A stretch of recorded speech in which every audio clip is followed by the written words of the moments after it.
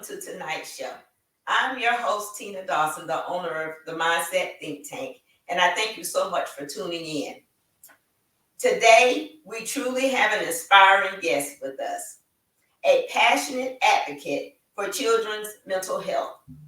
As a champion of young minds, Denita Binion has dedicated her career to raising awareness, promoting access to resources, and creating safe spaces for children to express their feelings.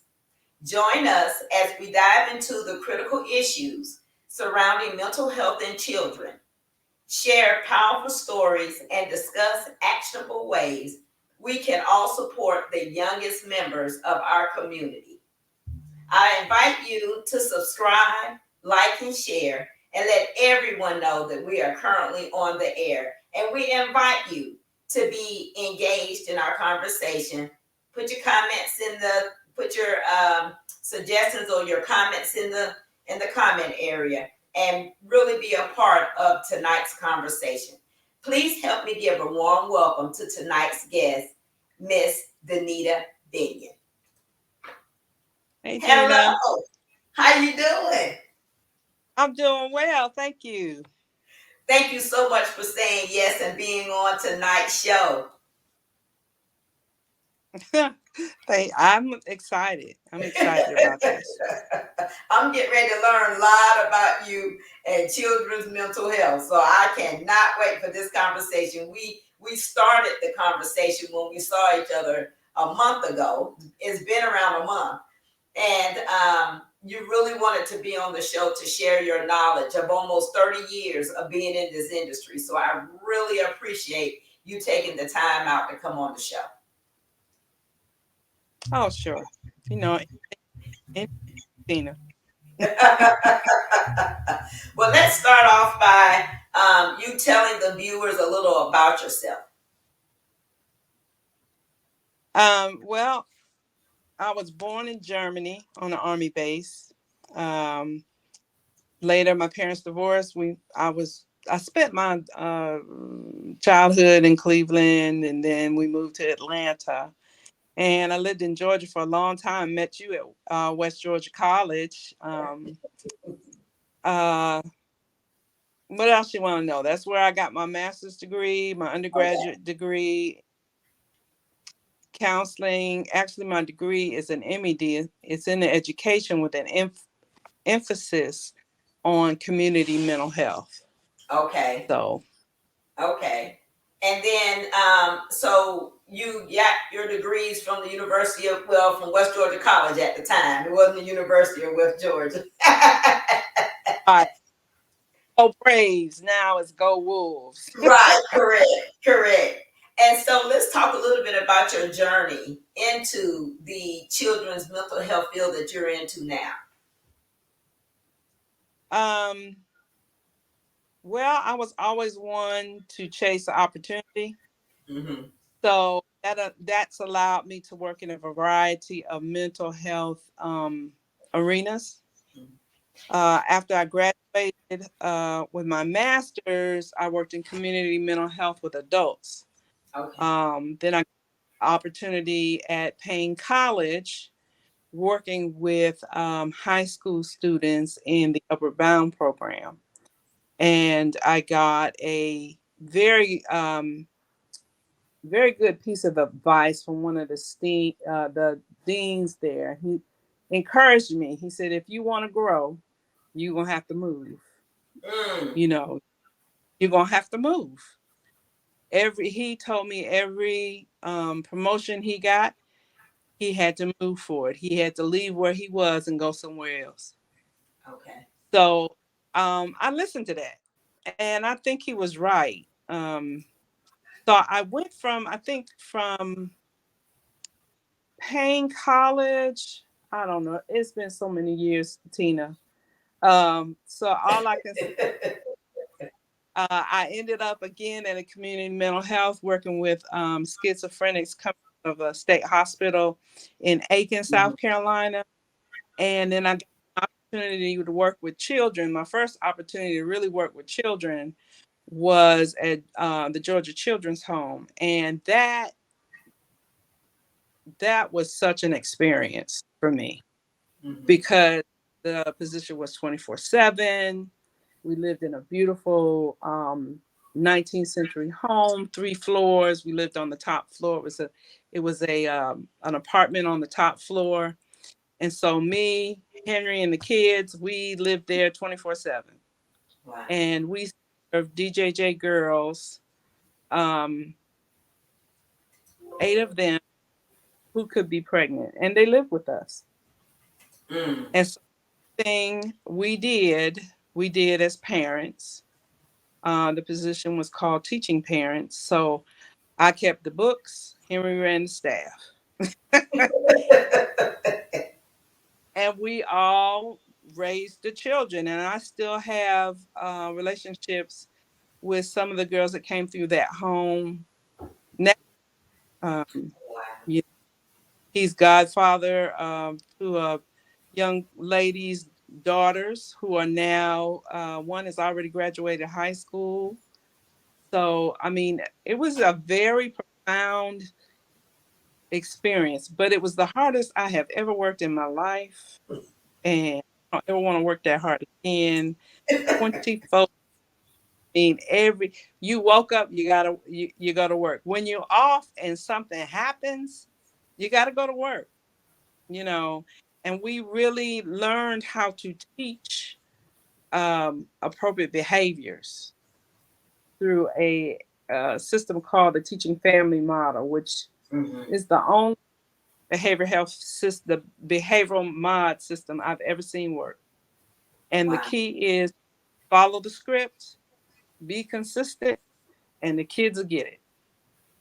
You Oh know, wow. the not never the kids getting it. It was always the adults getting it. Kids get it pretty well. Um, Right.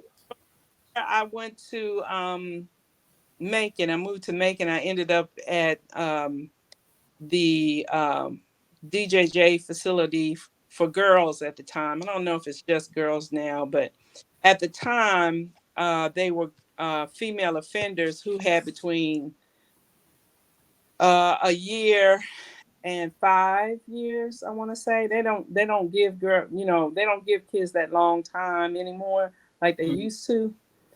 But these were serious offenders. They had big time. They were designated felons, and that means if you were old enough to go to an adult jail, you would be a felon. Okay, so I spent a good about 10 years there, and created an opportunity for, I guess, I want to say I created an opportunity for myself because when I started, they put me in the behavior management unit, which is lockup, um, and you in jail, so you really got some issues. And I discovered that a lot of my well, I call them patients, clients, girls, inmates, I don't know what you call them now, kids, they were kids, um, had been sexually abused. Oh wow.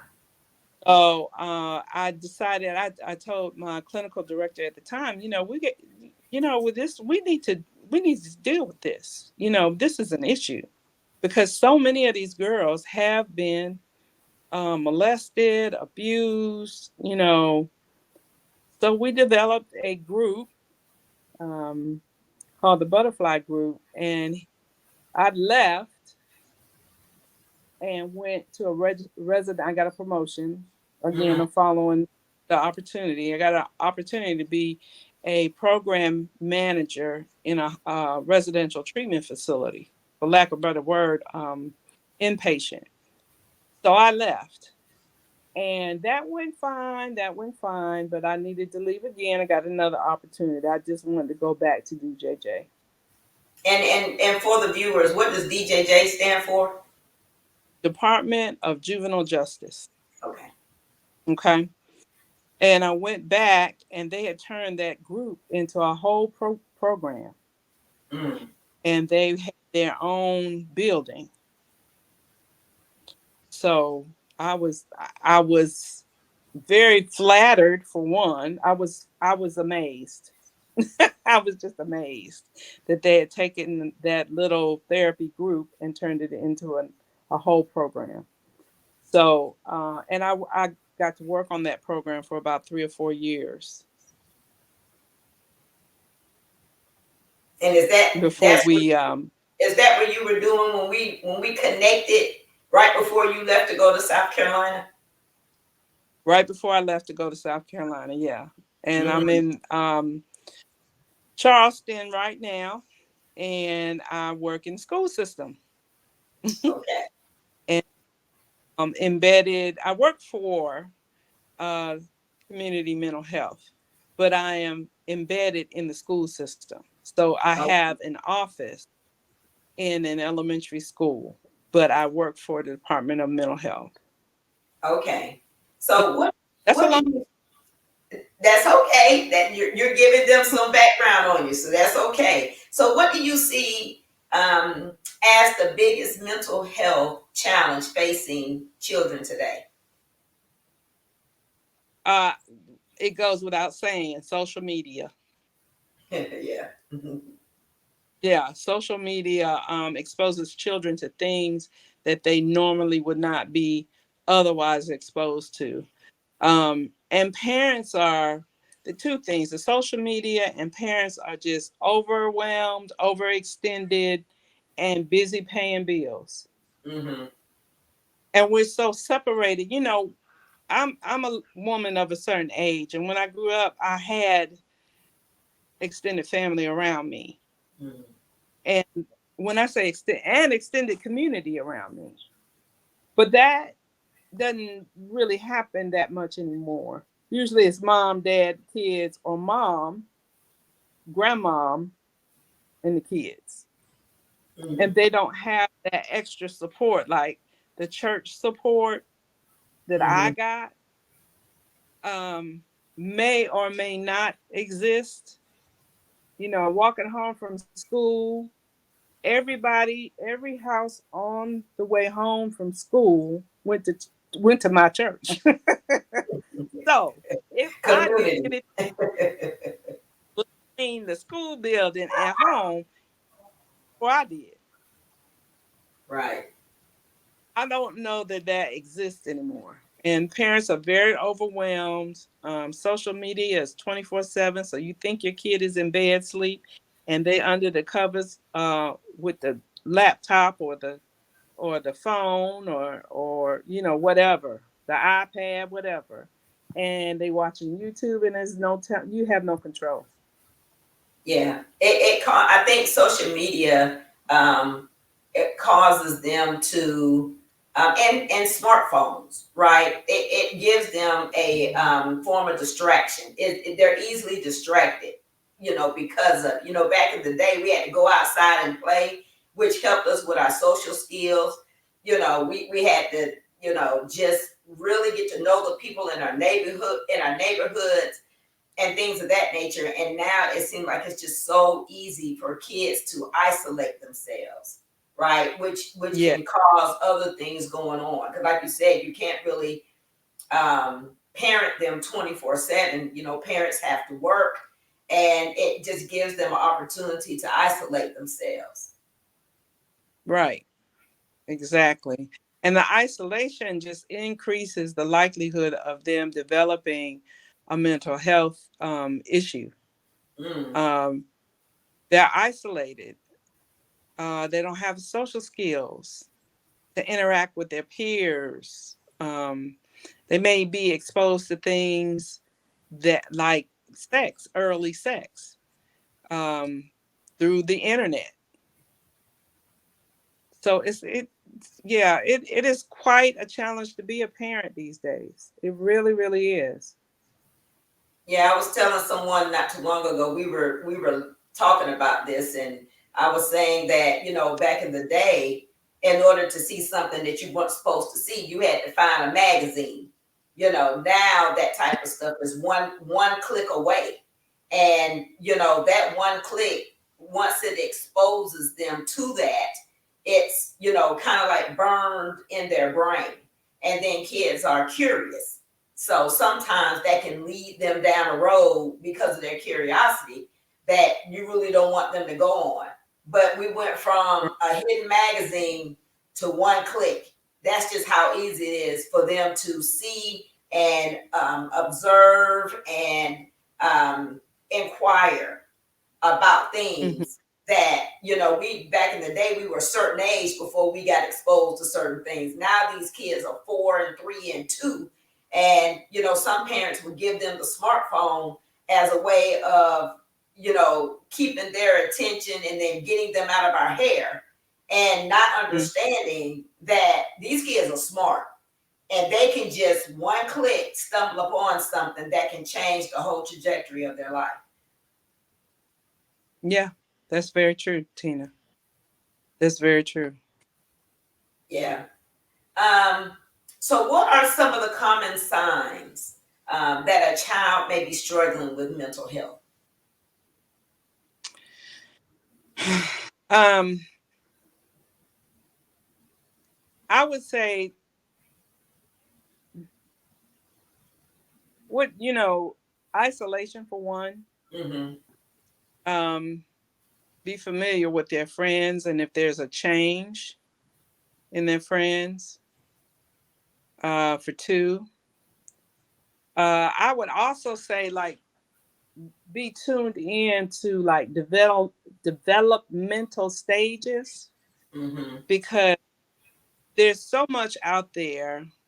There's so much information that sometimes parents are like, "Oh, I think my kid is ADHD," and the kid is 5. Right. Well, he might be ADHD. I'm not saying that that doesn't happen. However, you know, he's a 5-year-old. Right. So expect some of that energy. Don't expect him to concentrate for 30 minutes. He may do 5 minutes if he's lucky. Yeah, their, you their know. their attention span is very short. I remember when Damon, we had him in therapy, and they told us that he was ADHD, and the way the therapist described the definition to me it settled me as a parent. And she said that when your child has ADHD, she said, you may say 2 plus 2 is 4, and your child may say 5 minus 1 is 4. You still got to 4. So she said, what I'm trying to tell you is you have to be open to your child getting to the end result a little bit differently than you. Because she said that what we Hmm. do as parents is we try to force on our children that I know that 2 plus 2 is 4, and the only way you can get to 4 is 2 plus 2. And she was like, no, you Right. have to be open to letting your son learn his way and let him get to the answer his way. That's all it meant. And when she explained that to me, Denita, it kind of settled me, because ADHD has a stigmatism behind it, right? And Yeah. so, It, yes, not only it has a stigmatism, and there is this love affair that we have with ADHD when it comes to, um, oh, I can't concentrate. I'm ADHD. right. Everybody's not. Mm-mm. Okay. It's kind of overdiagnosed. That's my personal opinion, Yeah, because they make pills for it. So right. yeah, so it's easy, to go to your doctor and say, I think my kid is ADHD. They have trouble concentrating and their grades fail. And they'll give you a prescription. Okay. That doesn't necessarily mean that your child is ADHD. Right.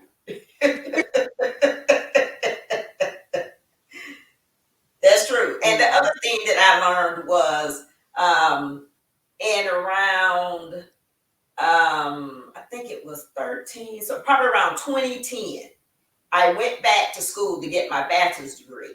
So me, Mhm. Damon, and Damari were all doing homework at the same time. And I know that it has to be quiet for me to think so that I can finish my studies. The way they did homework was they had to have their earbuds in and listening to music. And that's what made them concentrate. And I just could not understand that. I'm like, because how can you hear the words on the page that you're reading and you got this, but these kids can do it. And they did great in school. And so I'm so glad that the therapist had talked to me and told me that you have to be open minded. As long as they're getting the grades that you want, who cares how they're getting it? Now I did have Right. one rule. I had one rule that hardcore rap. Now you need to listen to some Kirk Franklin, some jazz, but I am not going to allow you to do your homework and listen to hardcore rap. Now I did draw the line at that. Yes, I agree, and for different reasons that I won't get into, but I definitely Right, agree. right, right. So let me Yeah. ask you this: how can parents and caregivers differentiate between typical behavior and signs of mental health issues? Well, you have to know your child for Mm-hmm. one, and it would you have to keep the conversation going.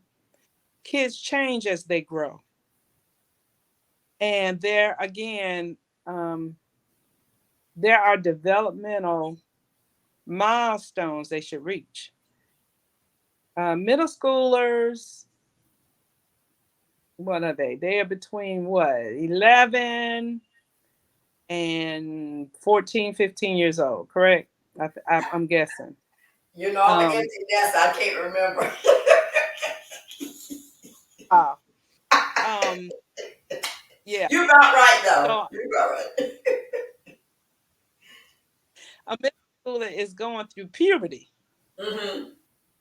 And not only are their hormones all over the place, their brain is too. Um, a 2 year old's brain, 2 year olds have big heads, right? Uh-huh. And the next, that's because their brain expands in volume, like, right? Mm-hmm. Now, a tweener brain expands in density. So it doesn't, but what's in there multiplies in density. Mm-hmm. They begin to want to sleep more. They start their period, and 1 minute they're, girls, 1 minute they're happy, next minute they're crying. You done said something, you don't know what you said, what's going on, you Yeah, know. mood swings. And they are beginning to develop their own identity away from their parents. Mm. Okay.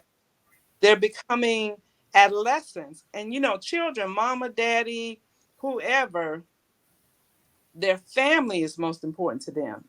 Mm-hmm. But with pre-adolescents, their friends are most important to them because they're starting to establish their own identity outside of their family, Right. which, I say puberty is hard on teenagers and preteens, but it's hard on parents too, Right. because you used to be able to put them on your hip. Now you're lucky if you get a hug. Yeah, that's true. Yeah, you control every aspect of their life. But now you're not as in control as you used to be. Right. Right. And that's a big transition for a parent, and it's a big transition for a teenager. And by nature, older teens are oppositional. Mm-hmm. That's by nature. You say left, they say right. You say right, they say left. Right. That's normal. Now to kind of circle back from the parent, you still the adult, okay? Mm-hmm. Don't just let them do whatever. You keep the conversation going, and like you said, um, that counselor told you 2 plus 2 is 4, but so is 5 plus 1. You have to keep that openness Yeah. and not be. I don't want to say so quick to judge because there's nothing wrong with a parent making a judgment, but you don't have to let your children know that you're making a judgment. Yeah, You want to keep them talking because as long as they talking, they telling you. right. But if they know you're judgmental, they're gonna stop telling you, Yeah, and then you're gonna have to. and I think sometimes the judgmental part comes out of control, right? And Mm-hmm. I had to learn that because it was about you're doing what I'm telling you to do. And the majority of their lives, I raised them as a single parent, right? And so you have single parents that are going to work. They're spending all this time at work. You know, here in Atlanta, you may spend 2 hours in traffic. You know, your brain is fried when you get home. And now you have to quote unquote deal with the children, right? And but it is Right. so important for us as parents, you know, even though I have young adults, it's still important for me to stay in tune with them so I can still Mm-hmm. know the different tones in their voices when I ask them, is everything okay? And they say, yeah, it is. And I know they're lying, right? That's because we built that relationship, right? And that I think that's really how the only way you're going to know is that just like it's important for you to build relationships at work, it's important for you to build solid relationships with those children. And sometimes you got to just meet them. Sometimes you just got to meet them where they are. You know, it was a blessing that I went to the therapist and had her in my life because one question I used to not like asking is, so how was your day? And boy, was it, the answer was loaded. And what I Yeah. found out was I just could not believe what these children were dealing with in school on a day-to-day basis. It's mind blowing. And I can't even tell you Yeah. some stories I can tell you off the air. But I just couldn't believe that not only did the administration have to deal with this, these kids were dealing with this. Mm-hmm. Amazing. It's amazing. I just school today is not like it was a long time ago. It's a totally different beast. It really it's overwhelming. I see why people homeschool their children, but not everybody can do that. So I Right. couldn't do it. I was I wasn't a single parent, and I had to work, and I'm dealing with other people. Lord have mercy. I'm dealing with other people's children who, really has some um hmm, who really I'm sorry, I got a message. Other children who really has significant like trauma Mm-hmm. and and so when I get home, I used to say, okay, hold on a minute, let me wash my day off. Mm. My time, for me, I had to switch gears and remember that my kids were not the same children I dealt with during the day. Right. Okay. And we were, at the time, we're just blessed. Henry and I were on the same page as far as we will sit down and eat dinner together and Mm. we will ask that loaded question. How was your day? Oh, good. Well, what does good look like? What does good mean? I don't understand good. Good could be anything. Good could be a shooting and you didn't get shot. That's good. Mm-hmm. you know. Yeah, well, that's true. So we had those conversations around the dinner table when my kids were in elementary school and pretty much through high school. It changed after the girls graduated, and it was just Daniil, the youngest. Mm-hmm. Uh, but we had that foundation, you know, that I can talk to my mama about this. Now Right. that I had my oldest one, my oldest, well, both my girls. There are some things I wish they didn't tell me. There's some things I did not. Same thing really with my boy. But there are things I had to fix my face Yeah, that I was enough judging and had issues with. But somewhere along the way, I understood I had to teach my children how to think and make decisions, good decisions, when I wasn't around. right. The critical thinking skills. Yeah, critical thinking skills. And those are so important because, the children grow up and they leave. Yeah, Yeah, and you gotta, they gotta survive. So if you coddle them, if you don't take time to build those relationships and they're in trouble, they won't come and tell you. They'll lie to you because they're afraid of your judgment, or they don't have the relationship with you that they feel like they can share this with you. right. Danielle is on the show. She's watching you. And she said, let's talk about the children that are acting out for attention due to the lack of attention at home. And that's important because sometimes you were talking about being misdiagnosed, and sometimes they're Mm. misdiagnosed as having a mental health issue, and they're really having a lack of attention issue. So let's talk a little bit about that. Well, again, we were just talking about relationships with your child. Mm-hmm. And you have to parent on purpose. Oh, that's good. Parent on purpose.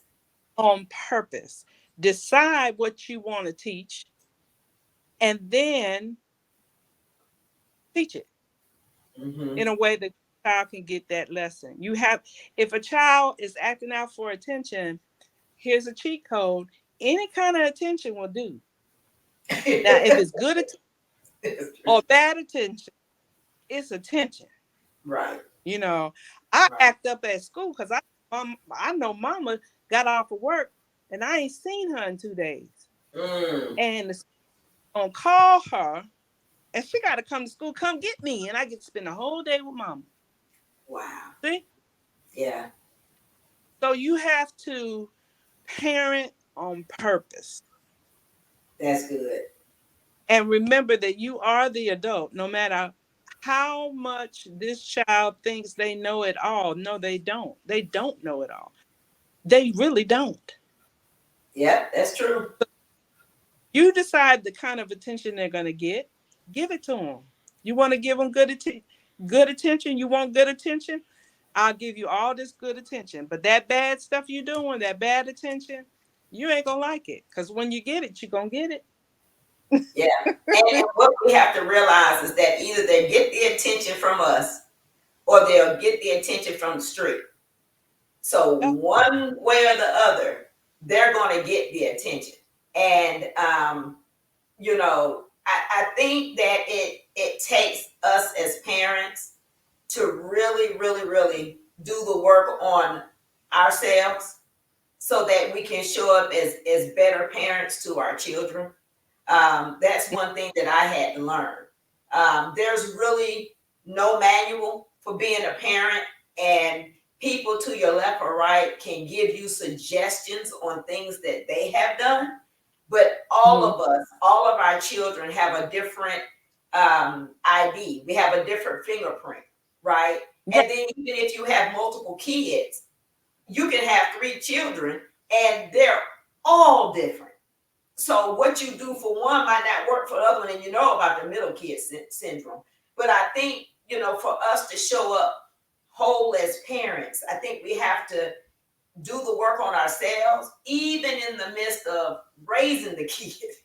We've got to work on ourselves so that we can show up. Because I have this saying that kids don't do what you say, they do what you do. They follow your actions versus following your words. So your words and your actions really have to line up so they really get it. Because I think it sends mixed signals when you're doing one thing and you're saying another.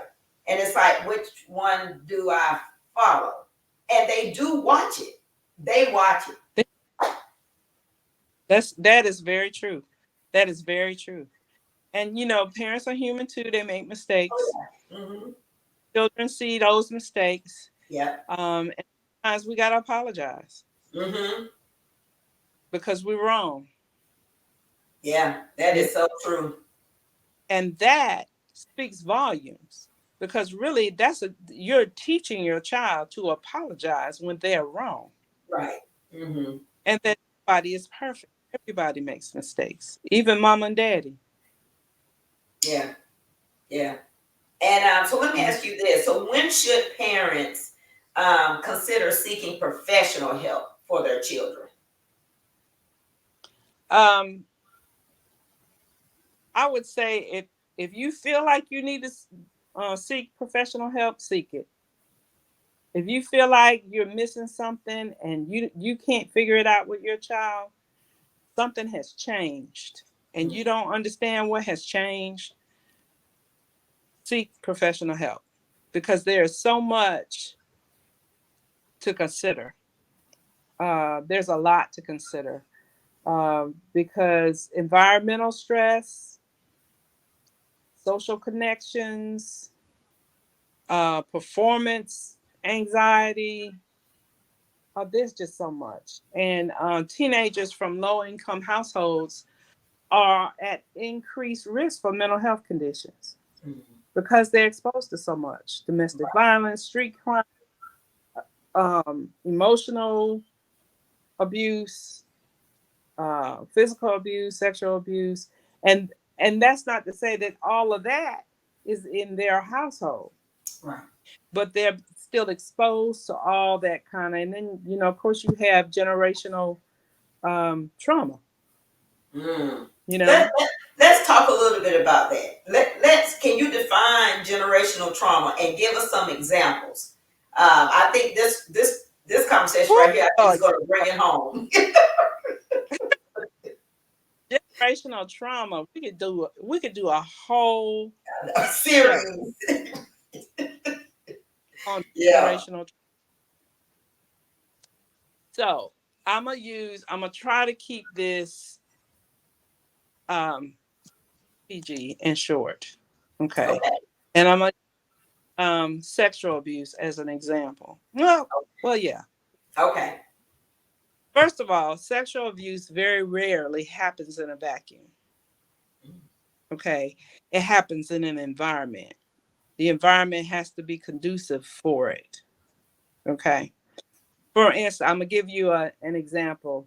Years ago, I had a client who had grown up in the welfare, not welfare, but in the foster care system Mm-hmm. because her mother, had custody because there were some problems there, and while she was in foster care, she was sexually abused. Okay, so she was sexually abused for a long time too. That's important. So she grows up. She is determined to break the cycle, and she has a daughter who is acting out sexually, Mm. and she can't figure out why. Wow. Well, Tina, let me tell you what happened. Guess what? She married a man who is a registered sex offender. Oh no. So there's a hook. I want to say demonic, but I'm not going to say it on this show. But there is a psychological hook that we repeat unresolved issues. Wow. We repeat them. We create those same environments that we grew up in to resolve those issues. That's what generational trauma is a recreation of an environment to resolve emotional issues. Mm. And if they're not resolved, they're passed on. Even when we try to resolve them, I'm just going to, I'm speaking as I'm a black woman, okay? So I feel like I can say this. Black folks think mental health means crazy. Mm. No, that is not what it means. Mental health means life is hard and you got to survive. You want to thrive. Everybody wants to thrive. Mm. Okay. And everybody needs somebody that doesn't have skin in the game who can look in your window and say, boo, the house on fire. You need to get out.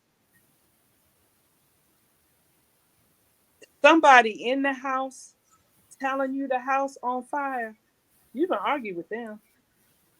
No, Right. that ain't fire. That's a candle. Yeah, that's true. But if somebody looking in your window and you ask them, do you see something wrong? And that person say, yeah, your house on fire. You need to get out. I ain't burning up. I don't want you to burn up, but I ain't coming in there because your house on fire. You understand? Right. Right. So we have got to employ in our community that there are issues that we all face. Some of us have dealt better than others. Mm-hmm. Some of us got a little bit of schooling and we understand the categories, but we also understand the experience that we share. Right. Okay. And we can have a discussion about where you find yourself in your life and where you want to be in your life and how figure out how to get there. And sometimes that means letting go of some people and some habits and some, just some things that are not healthy. Yeah, because if people experience, let's go back to your example, right? Your that you experience. So if you have gone through that traumatic experience and you never sought help, you carry that experience with you on every phase of your life. And I call that the tea kettle is simmering. Mm-hmm. And soon it's going to boil, and soon that tea kettle is going to whistle. And you think sometimes, I know myself, I have thought that if it doesn't get to me as much as it did, I guess I've overcome it.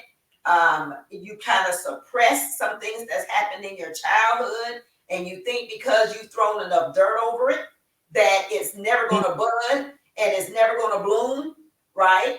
But you have to get help. And I pray that when we do this, when as people listen to this podcast, they understand that we all are carrying stuff with us. And all we're Yeah. saying is that there's help out there. You're not crazy. There's help out there. And we're just hoping that people understand the importance of getting help. Get help. There's nothing wrong with you talking to a therapist or you talking to a counselor or you talking to someone that can help. I went to a luncheon workshop not too long ago, and it was called Break Up with Heartbreak with the Love Cheerleader. Her name is Lanice Thrasher. And one of her speakers is something similar to you. She deals with children, mental health, or whatever. And she made a comment that kind of threw us all, but she was telling the truth. She was saying that therapy is not for everybody because everybody is not open to it. But you True. have to find somebody, a community, somebody, somebody that you can talk to. You can't just suppress it and go without. Now you have to be careful who you share it with, right? Because that can lead you down a further road. But you have to find the outlet that's best for you to be able to get help. And I think we walk around, is it unconsciously, subconsciously, one of the two, where Let me it's happening, but you don't really realize that it's happening, right? I'm gonna tell you a story. A lot of my patients who suffer from PTSD. I was going to ask you about PTSD, so this is good. Yeah, okay. Because I was suffering from PTSD and didn't know it. The Mm, body keeps, that's the truth. The body remembers. You store memories in your body, and not just in your head, but mm, all over the, okay. mm, So as a child, I grew up in the era where you had to slam the car door to make sure it shut, and sometimes it didn't shut. And I also grew up in Cleveland, Ohio. It would get real cold, so mm. you couldn't always trust the car to shut. That deuce and a quarter may not close. It may Right, not close. Okay. right. um but I never ever liked to sit on the car door. You know how some Mm, people live on the car, that gangster lean? No, mhm, I always wanted to be in the middle. Okay. So fast forward, and we had moved to Atlanta. My mother brought a brand new Hyundai when they just came out, and they had bucket seats, mm, because back in the day, everybody's seat was a couch, right? right. Mhm, So now nobody's seat is a couch now, and they're all what we used to call bucket seats. mhm, So I'm getting used to this car, and I don't know what I did, but I did something that caught my mother's eye. She said, What's wrong with you?" And I said, "Well, I just don't like to sit on a car door." She said, "Why not?" I said, "Well, I'm scared I'm gonna fall out." She mm. said, "That's interesting, because you almost did." Oh, wow. And I looked at her and I said, "What do you mean?" And she said, "When you were about 3 years old, see, Yeah.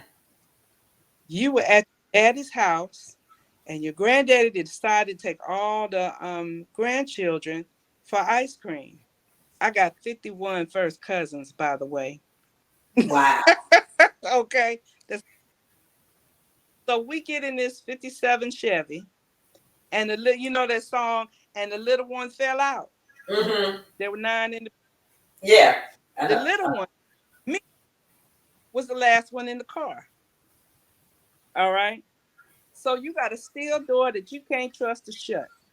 And we going down the road, and the car door fly open, and I almost fall out. And my cousin caught me. Now here I am. Fast forward to Atlanta. I'm 16, scared to sit on a car door and don't know why. Mm, mm, That's mm. trauma. That's trauma. That's tra- Yeah. that's trauma. Yeah. It Yeah. it's ghost. It's like a ghost. Old folks say like a spirit. Yeah, it is. It's like that. You want to talk lingo, black folk lingo. It is like a spirit. It hangs around you. You have to call it out. Yeah. Yeah. And some You're right. don't rem- you don't remember something you don't want to remember, and you don't want to think about, so you push it off. But that don't mean it go nowhere. Right. Exactly. You got to It's deal with it. and it takes someone who can help you pull the pieces back Right. safely to help you.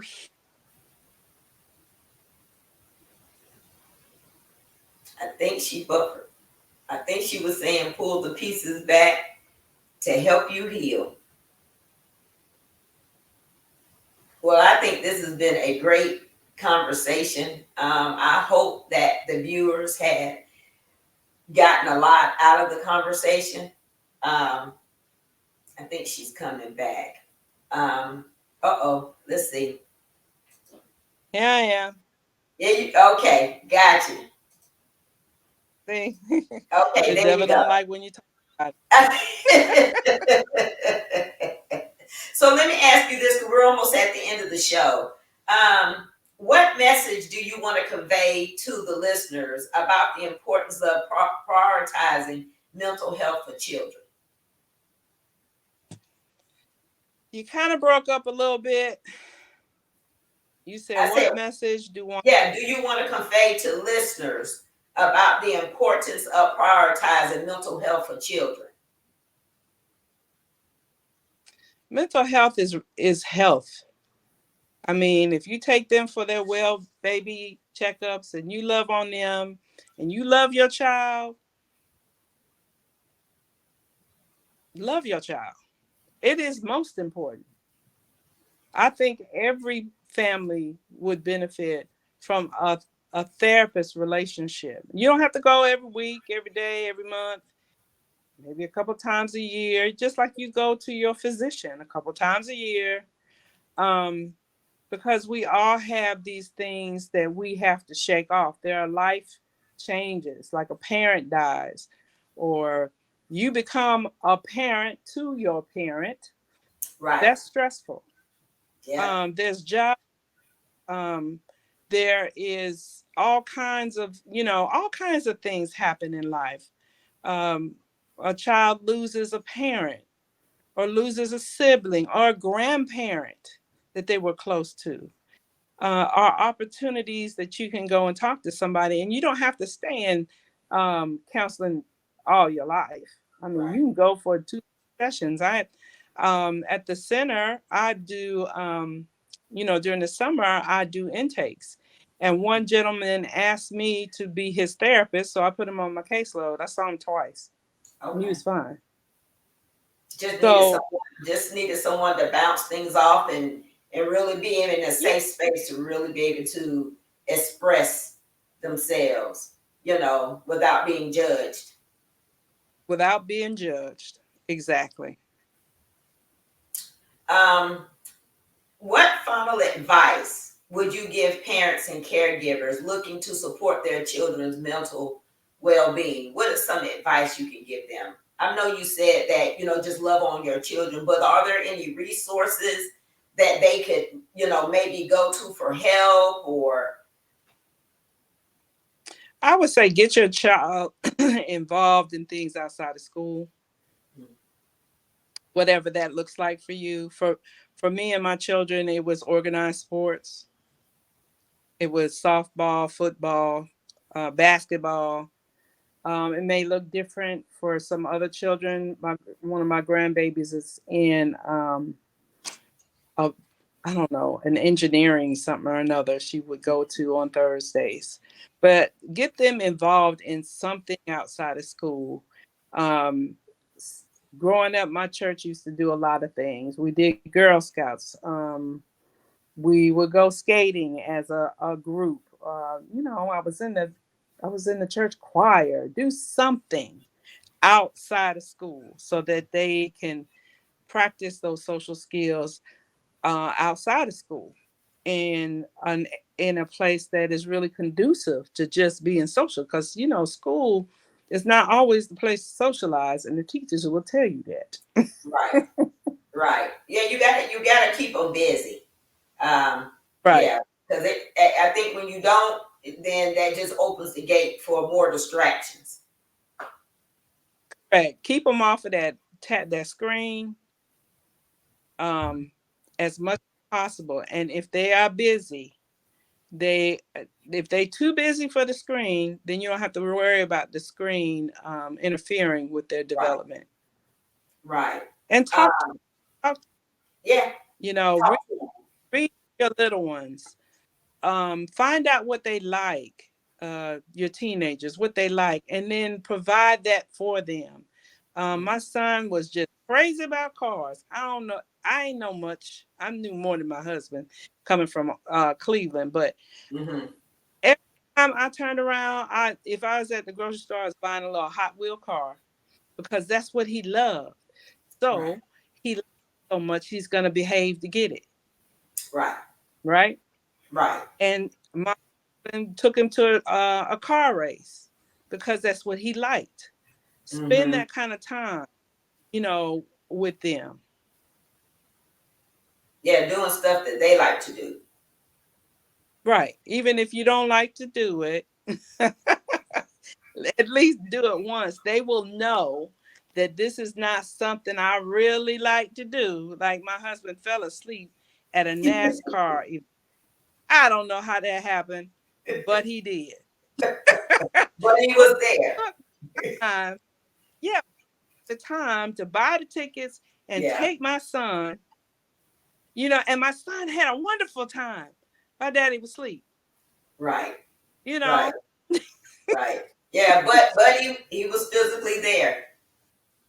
Yeah. Yeah. One last question, and I think this one is important. What role do schools and communities play in supporting children's mental health? Or should I rephrase it and say, how can schools and communities help support children in their mental health? Well, by being available. Um, a kid may tell a coach something that they won't tell their dad. That's right. Mm-hmm. And the coach can later go back and tell dad, um, so dad knows. But to add the extra support, they might talk to the pastor Right.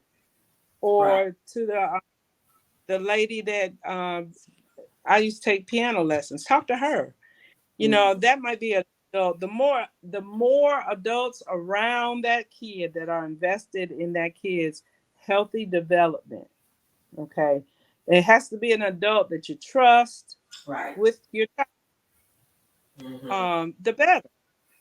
The better, and that creates this sense of community and support. Like, I have more people that care about me than just my parents because they have to. You Right. see. And that helps the Mm-hmm. parents too, because that gives the parents a support system where they're not by themselves. Mm-hmm. I tried my best to surround my children with positive role models, male, female, and so that I knew that they're not going to always feel comfortable telling me stuff, right? But I assured them that if you talk to so and so, it's good. Yeah, I kept those people in their Mm-hmm. lives, and they would just open up to them. And if it was extremely important, they would share. If it wasn't, they would keep it. There was one situation where a family friend of ours was the assistant principal at a brand new middle school, and my son was the first class to go to this middle school. And for some reason, he started. Well, I do know what happened because me and his dad was going through a divorce, and he started leaning towards the bad kids. And because I had fostered this relationship with the assistant principal, I was able to pick up the phone and say, hey, this is what's going on. This is what I've noticed in him. Can you have a talk with him? And he did. He got off the phone. He called him to the office. He was like, hey, what's going on? I'm just checking up. And he just told him everything. And he encouraged him to start hanging with a different. This was on a Friday. And he encouraged him to start hanging with a totally different group of people. He said, "Won't you start hanging with the nerds and the smart kids? Because they in that environment they will stretch you to be smarter." And so they had the male to male talk. I kid you not. Monday, he checked up on him. He saw he was hanging with a different group of kids.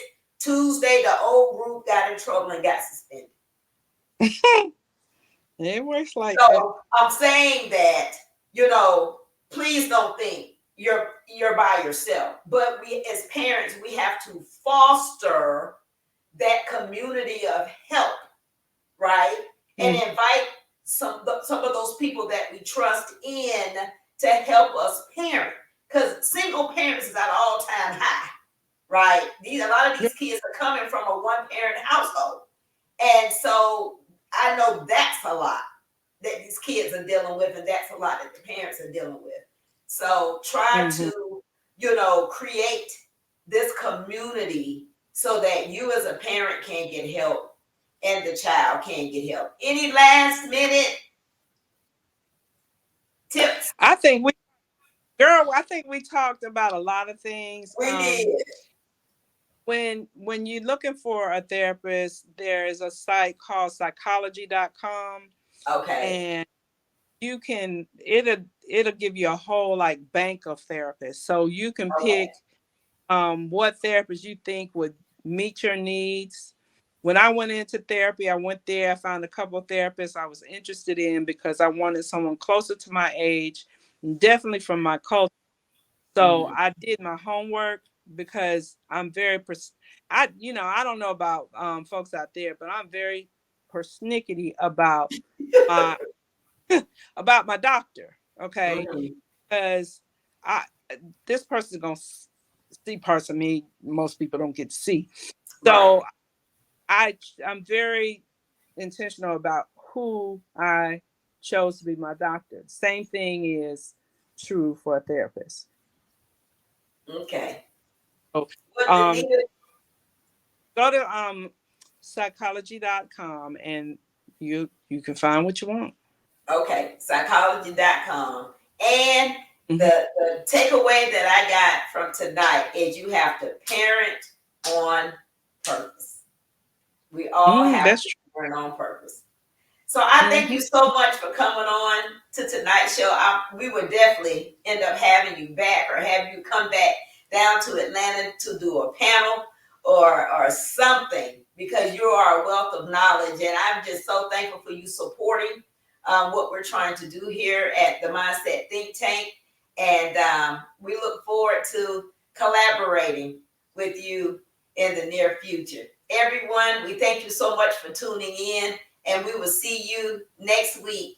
Next week's show is going to be on a Wednesday, but we will see you next week and be able to give you another perspective of someone on a different topic. So tonight we're going to say good night, and we will see you Good soon. night. Okay.